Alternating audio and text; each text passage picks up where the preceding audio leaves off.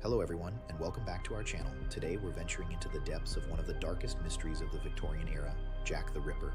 Recent developments suggest that this over a century-old mystery might have been solved, but not everyone is convinced. Stay with us as we explore the chilling tale, the latest findings, and why doubt still lingers. Whitechapel, 1888. A notorious slum district in London, infamous not just for its squalor, but as the hunting ground for the killer known as Jack the Ripper.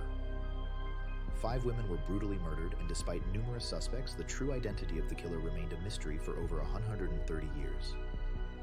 First was Mary Ann Nichols, found on August 31st. Then Annie Chapman, discovered just 2 weeks later. Elizabeth Stride and Catherine Eddowes were both killed on the same night, September 30th, a night that would become infamously known as the Double Event. The final victim, Mary Jane Kelly, was found on November 9th, her death the most gruesome of all.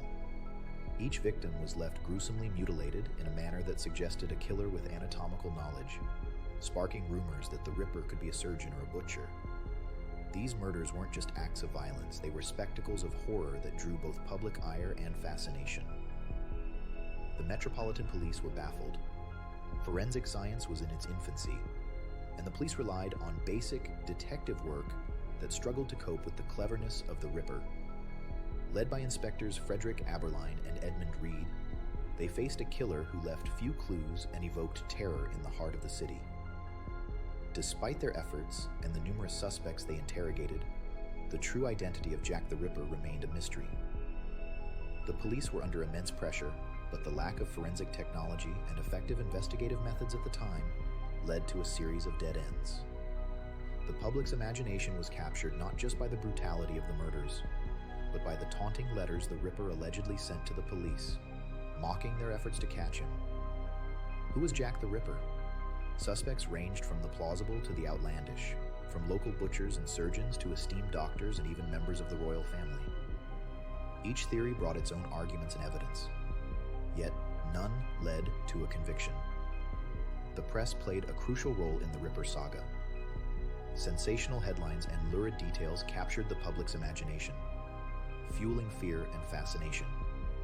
The Ripper's letters, whether genuine or hoaxes, added to the mystique, portraying him as a taunting figure lurking in the shadows.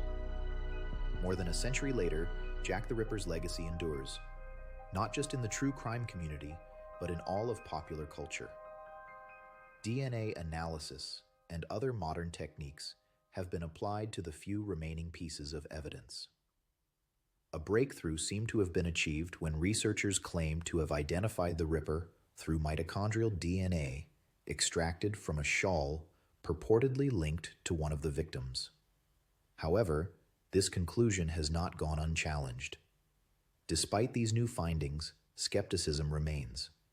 Critics argue that the evidence might be contaminated and the DNA results inconclusive. The debate is fierce, with some experts claiming that the mystery is solved and others insisting that Jack the Ripper's true identity remains unknown.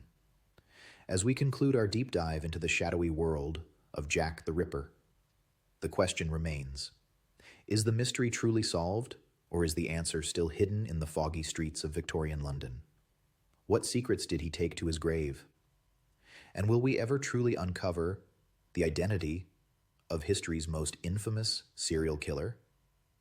What do you think? Has modern science finally found the real Jack the Ripper, or is the case still open for interpretation? Thank you for joining us on this historical journey. If you enjoyed our exploration into Jack the Ripper's mystery and the latest developments, please like, subscribe, and click the bell icon for more fascinating stories. Share your thoughts and theories in the comments below, and let's keep the discussion going.